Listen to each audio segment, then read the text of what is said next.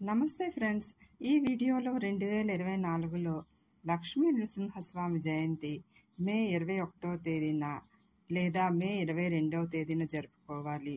పూజ ఏ సమయంలో జరుపుకోవాలి, అలాగే ఈరోజు తీవ్రమైన సమస్యలు అంటే ఆర్థిక సమస్యలు, అనారోగ్య సమస్యలు, కోర్టు చిక్కులు, శత్రుబాధలు ఇలా ఏవైనా కావచ్చండి.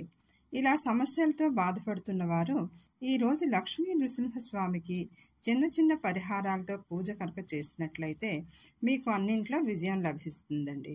ఈ వీడియోని స్కిప్ చేయకుండా చూడండి.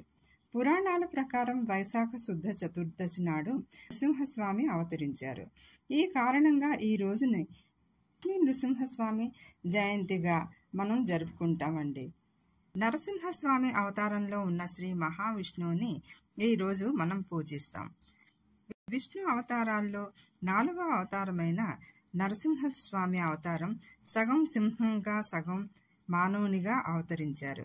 మహావిష్ణువు రాక్షసరాజు హిరణ్యకశిపుణ్ణి సంహరించిన రోజునే లక్ష్మీ నృసింహ జయంతిగా మనం జరుపుకుంటాం. నృసింహస్వామి ఉగ్రరూపుడై హిరణ్యకశిపుణ్ణి అంతరించి ధర్మాన్ని కాపాడాడు. అందువల్ల ఈ రోజుని అత్యంత శక్తివంతమైన రోజుగా మనం భావిస్తాం. నారాయణుడు, లక్ష్మీదేవి భాగస్వాములు కాబట్టి వారిద్దరిని మనం ఈరోజు పూజిస్తాం. 2024లో లక్ష్మీ నృసింహస్వామి జయంతి మంగళవారం నాడు వచ్చిందండి. మంగళవారం అత్యంత శక్తివంతమైన రోజండి.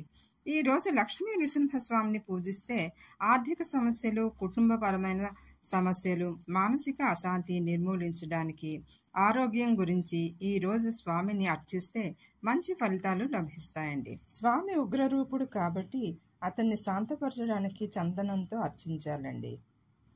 చందనంతో అర్చిస్తూ లక్ష్మీ నృసింహ అష్టోత్తర శతనామావళిని కానీ, లక్ష్మీ నరసింహ కరావలంబ స్తోత్రాన్ని కానీ పఠిస్తే మీ కోరికలు తప్పక నెరవేరుతాయండి.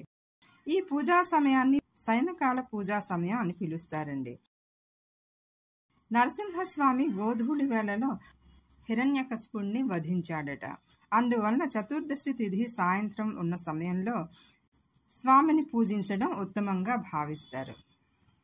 లక్ష్మీ నరసింహస్వామి జయంతి పూజా సమయం శ్రీ క్రోధినామ సంవత్సరం ఉత్తరాయణం, వసంత ఋతువు, వైశాఖ మాసం, శుక్లపక్షం, తిథి చతుర్దశి, మే 21 మంగళవారం సాయంత్రం 4:42 మొదలై మే 22 బుధవారం సాయంత్రం 5:43 వరకు ఉంటుంది.